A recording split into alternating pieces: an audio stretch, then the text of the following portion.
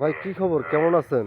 আমাদের রংপুর সিটি শ্যামাসুন্দরী নদী গেলাম, দেখা যাচ্ছে খুব নোংরা রোগ জীবাণু এগুলো সব জমা হয়ে গেছে।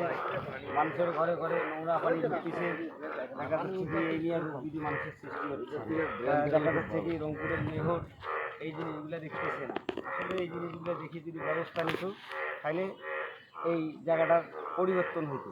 না, আমি দেখতে সামনে এরকম আপনাদের ক্যান দিয়ে অনেকটা ময়লা জমি আছে। এই যে আপনার কলা গাছ, গাছ থেকে কচুরি বানা হ্যাঁ বা অনেক কিছু, হ্যাঁ ভাই, যে দেখেন এর ময়লা কি যাওয়ার কোনো আপনাদের রাস্তা কোনো নেই। কোনো উদ্যোগ না, কোনো কোনো উপায় নাই? উদ্যোগ না নেওয়ার কেউ উদ্যোগ এলাকাভিত্তিক নিচ্ছে না?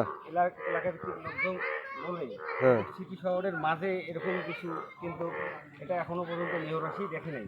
তা আপনাদের এলাকার যে বর্তমান সাবেক কাউন্সিলর, হ্যাঁ, সেই কাউন্সিলর কি করতেছে? কাউন্সিলর এখন কাউন্সিলর তো কাউন্সিলরের অবগতি নিয়ে এসে ব্যস্ততার মধ্যে আছে।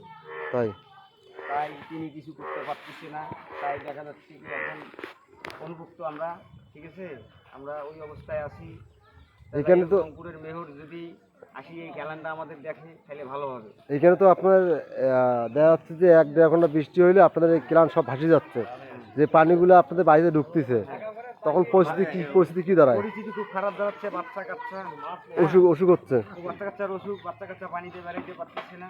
দেখা যাচ্ছে কি আরো সমস্যা, নামাজ বন্দুকি এগুলো নষ্ট হচ্ছে। ঠিক আছে, আপনি আপনার আপনার এই কথাগুলো, আপনি এগুলো আমি সব মনে আবার পাঠা দেখা দেবেন। যাচ্ছে জ্বর, সর্দি, কাশ, ডায়রিয়া, হ্যাঁ দেখা যাচ্ছে পাতলা পায়খানা, আরো নানান রকম রোগ সৃষ্টি হচ্ছে।